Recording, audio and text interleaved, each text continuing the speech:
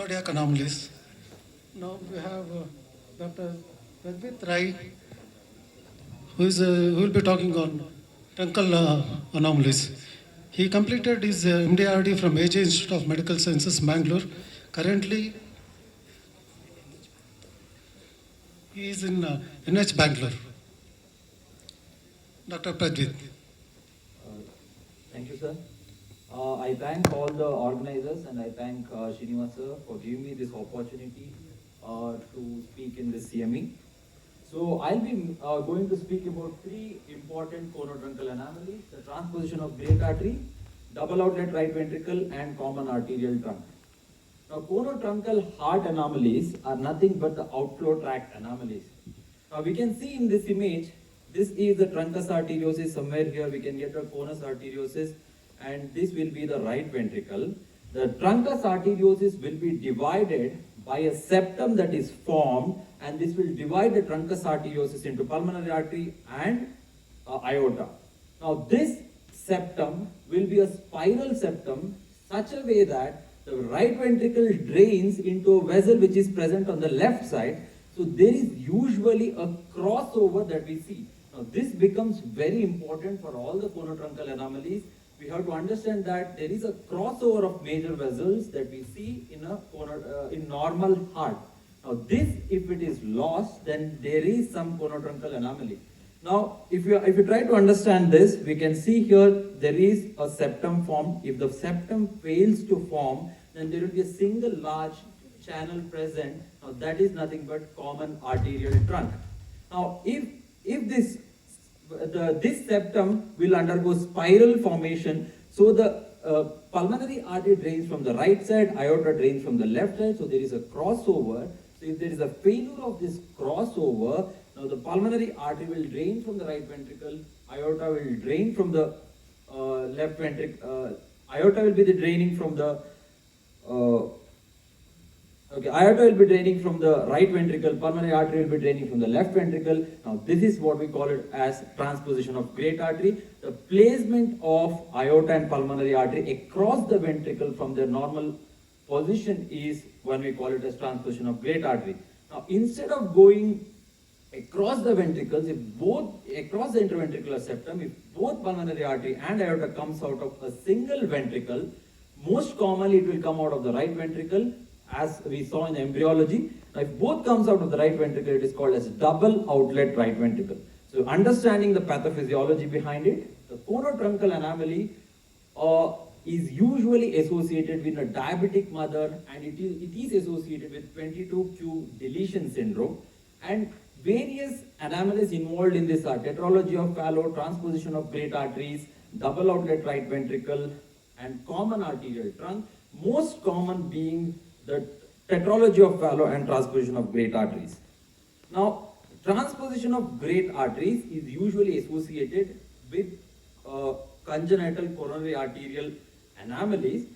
Now, we understood why it has happened because of the failure of the spiral configuration of the septum formation. Now, if you see the hemodynamics, the deoxygenated blood comes to the right atrium, goes to the right ventricle. From there, it normally goes into the pulmonary artery, into the lung, gets oxygenated, and the oxygenated blood goes to the left heart and then into the systemic circulation. What happens in a transposition of great arteries? The deoxygenated blood goes into the right heart, then goes into the systemic circulation. So there is a circulation of deoxygenated blood from the systemic circulation to the right heart. There is no communication with the left heart, no communication with the lung. So because of which there will be cyanosis and there is no oxygen supply to the body. Now that's why the blood from the aorta can go through the pulmonary artery into the lung, get oxygenated, comes to the right atrium, through the foramen ovale, it goes into the right chamber, and it supplies the systemic circulation. The key here is that the ductus arteriosus and the foramen ovale should be patent, and we have to check for these things in our evaluation. If there is any stenosis of foramen ovale, there are chances of the child undergoing desaturation, and the prognosis will be bad. So immediate post-birth septoplasty should be done to recover the child. Now, after understanding the complete transposition of great arteries, there is one more term, that is the congenitally corrected transposition of great arteries. Even here, the right ventricle is draining into the aorta and the left ventricle is draining into the pulmonary artery. But the right atrium also is draining to a wrong chamber, that is the left ventricle. Now, why am I saying this as a left ventricle is not because of its position, it's because of its morphology. And the morphology is what we have to see is the right ventricle has an irregular inner surface.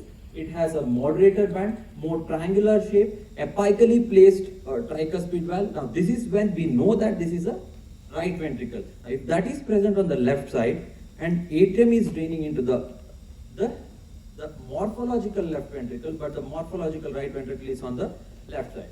Now, quickly going into the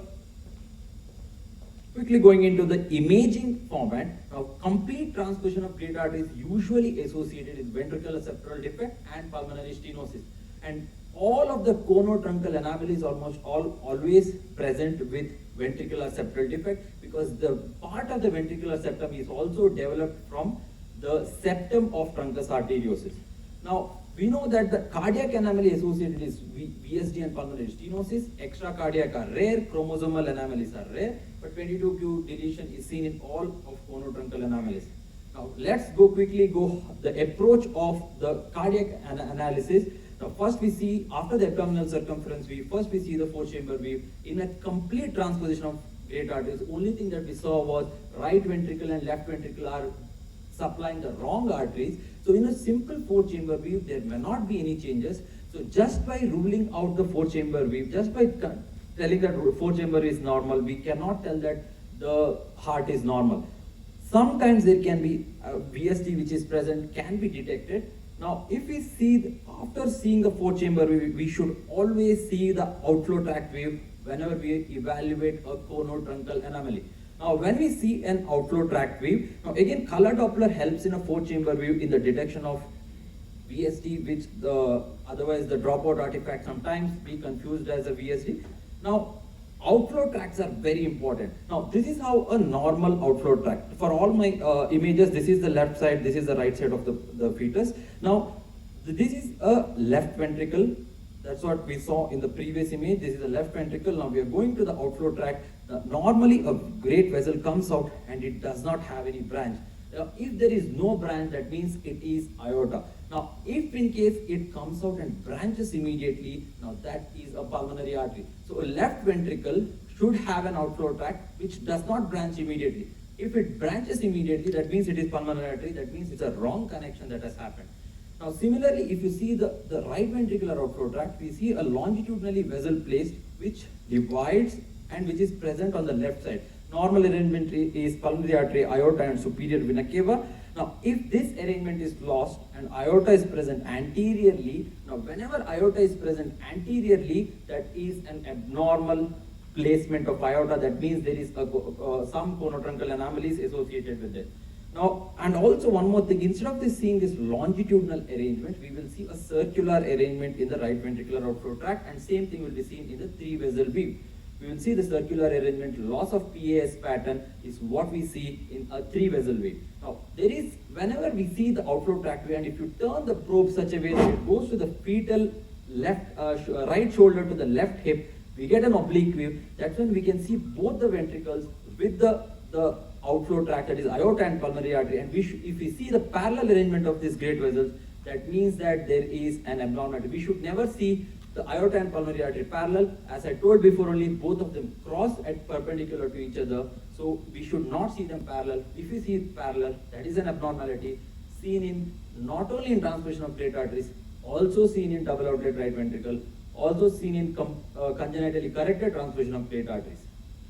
Now, if you see three-vessel trachea wave, if you go slightly higher up, we will normally be supposed to see a V configuration because of a ductal arch and the aortic arch, and next to it there will be an SVC. Now, I'll show you the next image, the sagittal image, you will understand why we will see only one vessel that is longitudinally placed. This is nothing but the aortic arch that is present in this. Now, that is seen as a single longitudinal vessel. Now, if this is the normal aortic arch. Now, how this is what is called as candy cane appearance. Now, normal aorta comes almost from the middle part of the mediastinum because left ventricle is present slightly posterior and the right ventricle is present slightly anterior. So aorta goes to almost in the middle mediastinum, immediate curve, what we call as a candy cane appearance. Now if you see the pulmonary artery, it goes more anteriorly, what we call as hockey stick appearance. Now if you see this, this is what we see in complete transversion of great arteries. Now whatever the vessel that is going anteriorly, now this vessel that is going anteriorly is aorta. Now why did I say it is aorta? Now you can see here the three major vessels branching into the cranial and upper limb circulation, the subclavian, the common carotid. All these arteries are the branches of aorta. So we know that this is a branch of aorta. So we know this is an aortic circulation. This is the pulmonary artery circulation. Presence of both the arches at the same sagittal plane tells us that this is abnormal. And if you see the branching in the upper segment, that means the aorta is coming more anteriorly. It's an abnormal connection. If you see this, it is again transversion of great arteries. Immediately going to the images, this is a normal fetus. Now what are we seeing? We are seeing here a moderator band. So that means that this is the right ventricle. Now this is the left ventricle. We can see the pulmonary vein draining into the this atrium. So this is the left atrium. Left atrium draining into the left ventricle. It is called as atrioventricular concordance. They are following the rule. Then it is called concordance. Now this is right atrium draining into the right ventricle. Atrioventricular concordance. Now this is an abnormal fetus. This patient had transfusion of great arteries. I'll show you the next images of this. But here also we can see this is the right ventricle. This is the right atrium, left ventricle. We cannot see any VSD, but this is not a normal heart. Go to the next view, outflow tract view. What we saw here, this is the left ventricle. We are seeing a vessel which is coming out, not at all branching. But if you see in this image, immediately branching. Now we know that from the left ventricle, whatever coming out is a pulmonary artery. So we know that pulmonary artery, immediate branching is the key here. Now that's how we know that the left ventricular outflow tract is wrongly placed here. And if this is the normal fetus. We can see from the right ventricle, vessel coming out, immediately branching pulmonary artery. Correct connection. This is called as ventriculo-arterial concordance, following the rules. Now if you see in this image, there is a different configuration. Aorta is present anterior to the pulmonary artery. We can see the pulmonary artery here. This is the SPC. There is an abnormally placed aorta. Now this is aorta is coming from more anteriorly. What chamber is present anteriorly? The right ventricle. Whatever the vessel coming out of the right ventricle, it is aorta here. So it is again the transposition of great arteries. Now this is an oblique view. We can see the left ventricle. We can see the right ventricle. Why right ventricle? We can see the apex is slightly congested. There is a moderator band, and we can see that from the left ventricle, whatever the branch coming out is immediately bifurcating and giving the branches, whereas aorta is going parallel to it. Now this is how, again in oblique view, we can identify the transmission of great arteries. Like how I showed you in the sagittal view, aorta is coming slightly higher compared to the ductal arch. The aorta is the only vessel which will be seen in a longitudinal manner in case of a three-vessel trachea view. Very important feature. Not only seen in transmission of great arteries, it is also seen in double outlet right ventricle. Okay, so this is the normal ductal arch. We can see that this is anterior chamber giving a arch, which is the ductal arch going to the aorta. Now, if you see this image, this is a candy cane appearance. The aorta is coming slightly from the middle mediastem and it's giving three cranial branches. Now this is how we identify the normal arches. But you see this image, we can see that this is the descending thoracic aorta, this is the pulmonary artery, and the ductal arch. Now if you see this arch here, giving rise to three branches, both the arches are seen in the same plane, and the aortic arch is giving three cranial branches, suggesting that it's a transmission of great arteries. Now, this is a very important feature. When we identify a patient with transmission of great arteries, that is a complete transmission of great arteries, we should always evaluate for this foramen ovale. If the foramen ovale is becoming narrower and narrower, that means that the foramen ovale is closing, and once the child is born, the oxygenated blood from the left heart cannot go into the right heart, cannot go to the systemic circulation. The outcome will be poor. So what we do, we put a catheter inside, we put a balloon there and open the foramen ovale, septoplasty is done, and then the child has a good prognosis, and later date there can be arterial switch surgery can be done. So these are the changes that we see in a complete transmission of great arteries. If you put a color Doppler, it will always help us to confidently tell that there is a VSD and it is not a dropout artifact. And by seeing this color, and we can see this change of the color showing that it's a bidirectional VSD. And also, if there is any associated pulmonary stenosis, we will see aliasing artifact, which I'll show you in the later images. And also, color images will help us to detect in the early gestation when we want to diagnosis and we are not confident with our 2D. If you put a color, we will see the defects and we will see the vessels, we'll see the parallel arrangement of the vessels. All this can be seen in a color Doppler images. Now going on to the congenitally corrected transmission of great arteries. So what I told was there will be only the switching of the ventricle. So right atrium drains into left ventricle, drains into the pulmonary artery. So there is just a switch of the ventricle there, but the blood that is from the deoxygenated blood always goes to the lung, and the oxygenated blood always goes to the systemic circulation. Now, this is also associated with VSD and pulmonary stenosis. Also, in this patient, there will be very high chance of the tricuspid valve anomalies like Epstein's anomaly, tricuspid regurgitation. Now, the prognosis in this patient is always dependent on the associated anomalies. Now, associated anomalies like Epstein's and tricuspid regurgitation. More severe the Epstein's, more severe the tricuspid regurgitation. That means that the prognosis is poor, but just by having a congenitally corrected transmission of great arteries, there is no poor outcome at the immediate basis. But on a long run, a right ventricle which is supplying the systemic circulation will have right ventricular strain, and that will, on a long run, there will be an poor outcome. Now, if you see the extracardiac anomalies, both in transmission of great arteries, the extracardiac anomalies and chromosomal anomalies are not that commonly associated.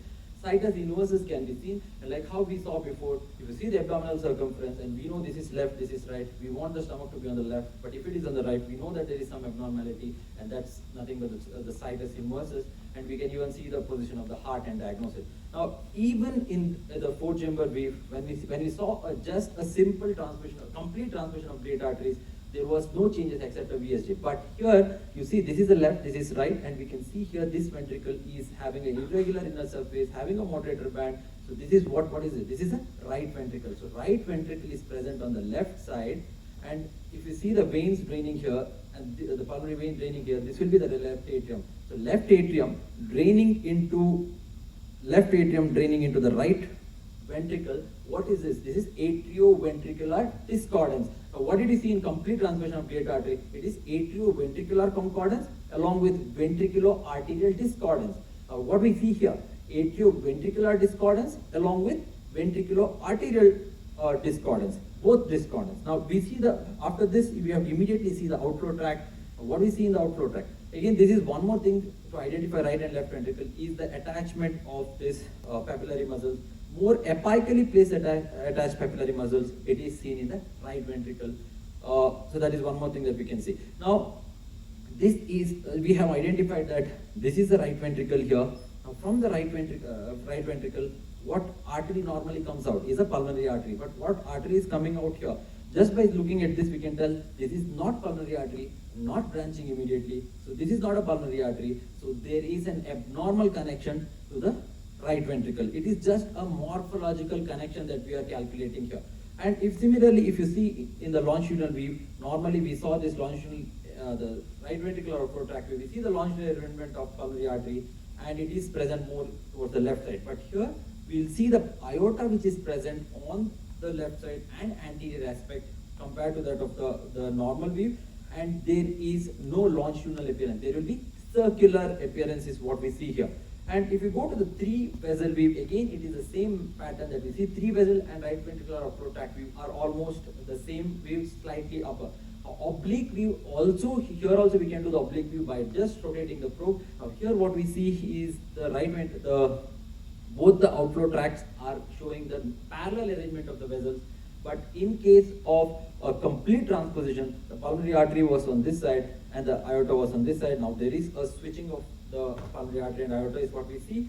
And again in this, the three vessel trachea wave, we see a single long vessel present in the three vessel trachea wave. Again in this image, this is a normal patient. We saw this is the left, this is the right. But if you see in this image, can you see this right ventricle? There is some filling of the apex, and also if you see the surface, it is more irregular and it is having more triangular shape. And if you see the tricuspid valve, it is more apically placed compared to that of the mitral valve, suggesting that this is the right ventricle. Now Now, if you see the veins, we can see there are two veins that are draining into the atrium. So that is the left atrium draining into the right ventricle, atrioventricular discordance, and now we have to see the outflow tract. Again, the papillary muscles, what I told. Now, we see the outflow tract. We know this is the left ventricle. There is a crossover now, what we have seen. Now, this is the left ventricle, which is draining out and branching immediately. This branching is the key in transmission of great arteries. If it branches immediately, it is pulmonary artery. A wrong connection has happened. Simple diagnosis, transposition of great artery. Now again here we can see the right ventricle is draining into a vessel which is not branching. It will be an aorta. A similar picture here, again this is a left ventricle draining into a vessel which is branching. Here there is a right ventricle not branching. Now this is what helps us diagnose of the transmission of great arteries. We can here also, we can do the color Doppler. What does color Doppler help us here with? The ventricular septal defect, yes, we can see here. Also, tricuspid regurgitation, absence anomaly, all this will have tricuspid valve abnormality. We will see this kind of the Eliasing artifact whenever there is a stenosis or stenotic lesions. We'll see this kind of artifact, and also the regurgitation can be seen. Now, this is what we see in a congenitally corrected transmission of great arteries. Going on to the double outlet right ventricle, very simple. We discussed the pathology. Both the aorta and pulmonary artery comes out of the right ventricle, and here the double outlet right ventricle just says that both the vessels are coming from the right ventricle. But this will be associated with other anomalies like ventricular septal defect, and the arrangement of aorta and pulmonary artery can be a different manner. Okay, it can be aorta, can be anterior, posterior. Based on that, again it is divided into different types. Not important. So based on the arrangement of the ventricular septal defect might be committed to the aorta, or ventricular septal defect might be committed to the pulmonary artery, or it might be big enough to commit to both pulmonary artery and aorta, and it can be not related to the outflow tract. Now these are the different types of VSD, but identifying each particular type might be difficult, but we have to identify the VSD that alone will be enough. And also there will be different arrangement of the aorta or the pulmonary artery, which will help us to see in the three vessel weave. But otherwise also, if you don't see normal pulmonary artery, aorta, superior vena cava weave, that means that it is abnormal. Okay, after this we will have to evaluate, and that's when if you see the right ventricular and left ventricular outflow tract, we know the diagnosis, we will be seeing the diagnosis there. Now along, even this is associated with VSD, this is also associated with pulmonary stenosis.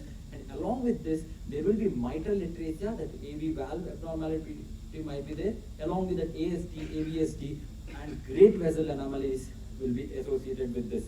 Now, the systemic anomalies that we see with this are the extracardiac anomalies that we see are the tracheoesophageal fistula, and this is associated with trisomies. Now, common arterial trunk is also associated with trisomies. The double outlet right ventricle is also associated with the trisomies. Just a correlation to remember.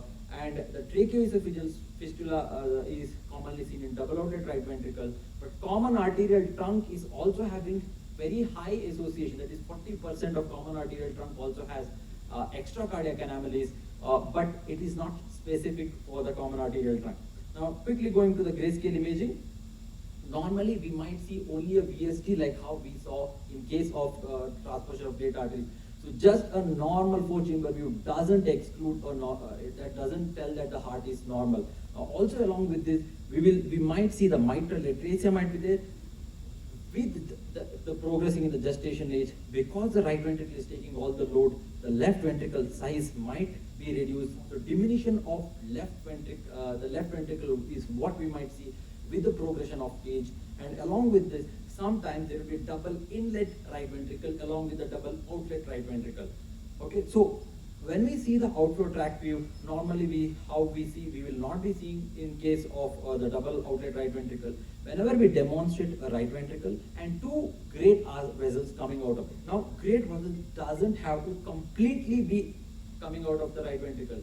If it is more than 50% of each vessel, if it is from the right ventricle, then that is considered as double outlet right ventricle. Now that's what we see, and even in the oblique we see the same. And as I told you, 3 vessel weave will have an abnormality, it will not show the normal PAC weave.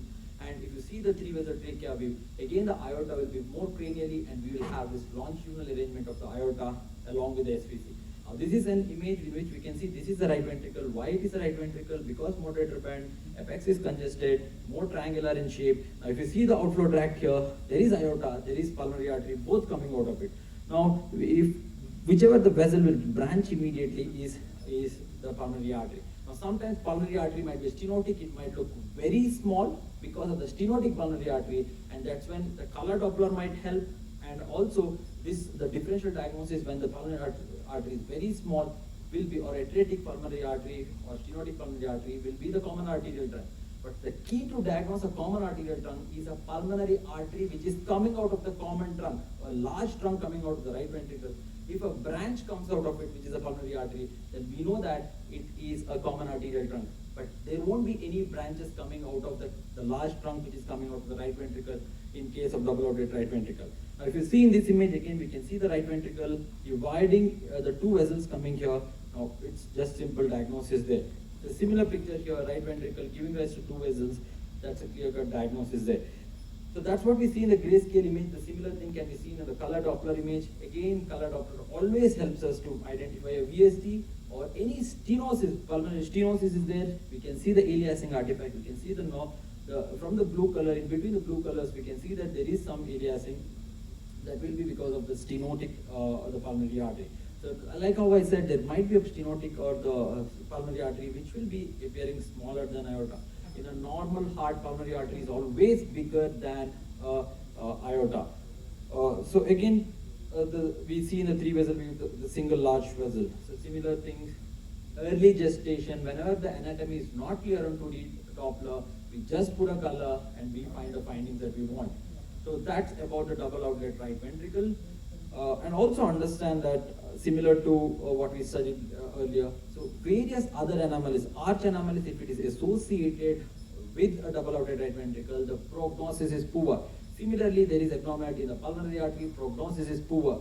Similarly, we have to see the ventricle, AV valve, situs, all this. So if there is any associated anomalies, that makes the prognosis poor. Going on to the last topic, common arterial trunk. Again, it's nothing, it's very simple. Instead of forming a septum to the truncus arteriosus and tonus arteriosus, a single trunk comes out of the base of the heart.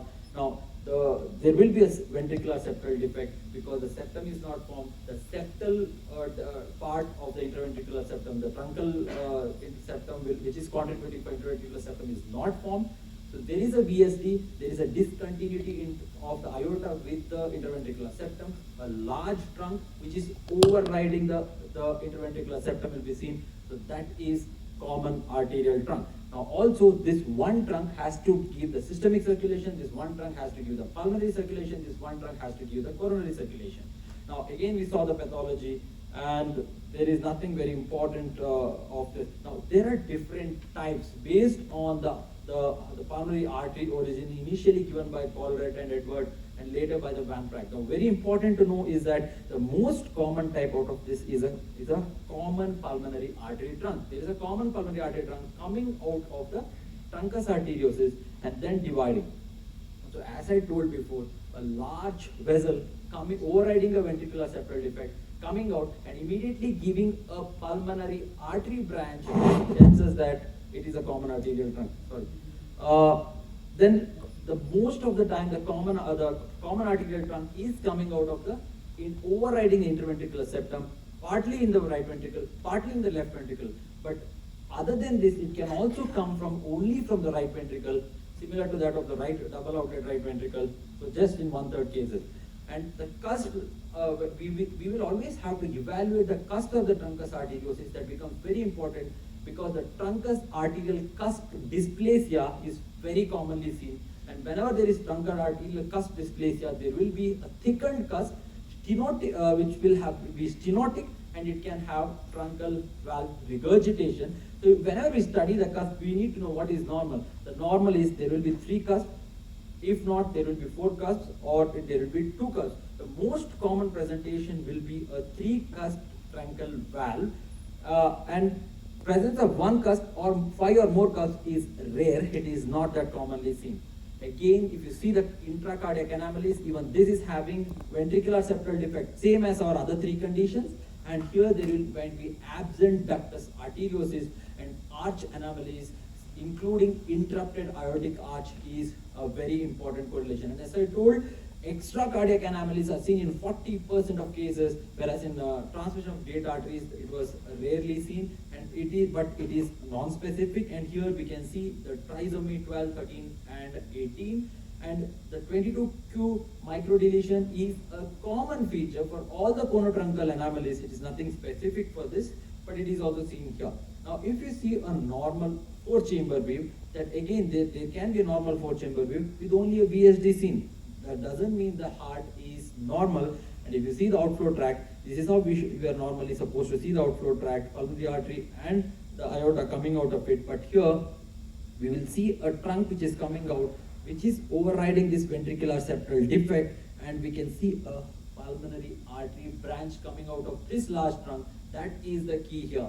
Now, the key here is a large vessel coming out of the VSD, and then it's giving immediately pulmonary artery. So that gives us the diagnosis of the truncus arteriosus, or the common arterial trunk. And if you see a 3-vessel weave, instead of 3 PAS pattern, you will see one single large vessel there.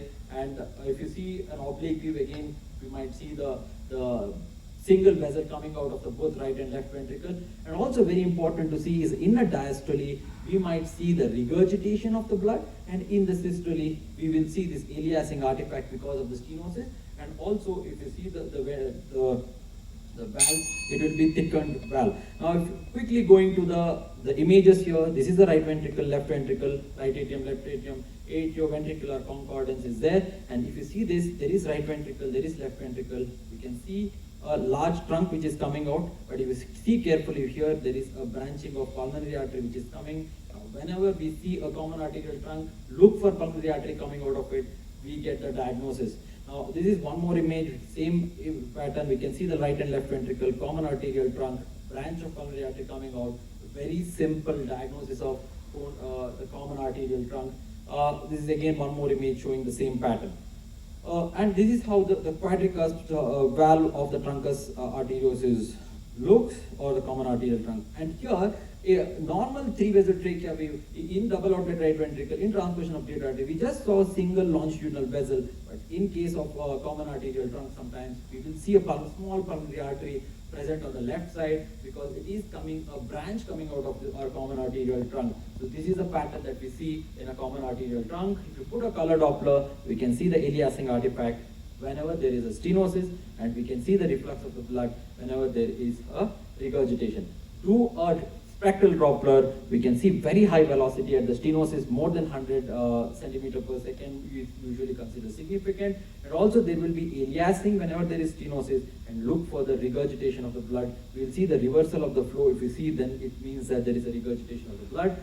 This plastic valve will be thickened, as I told before, and that's what we see in a common arterial trunk.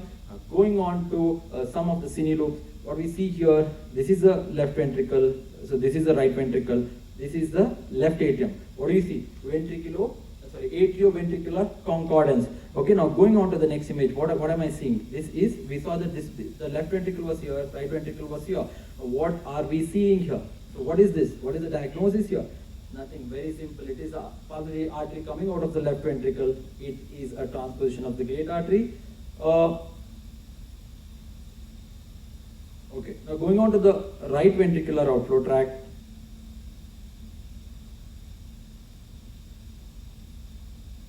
Okay, going on to the right ventricular outflow tract, what we see here is, okay,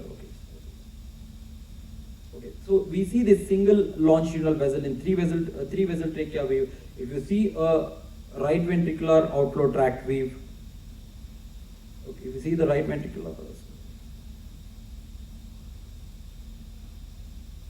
okay, you see at this point, we know that this is the right ventricle, and if I go slightly cranial, what we see here is a single large vessel coming out of it, and we see posterior to it there is a one vessel which is branching. This is nothing but pulmonary artery, so the aorta is present anteriorly. If I go more cranially, this aorta is forming that single longitudinal vessel, what we described till now as the feature that we see in case of a transposition of great arteries.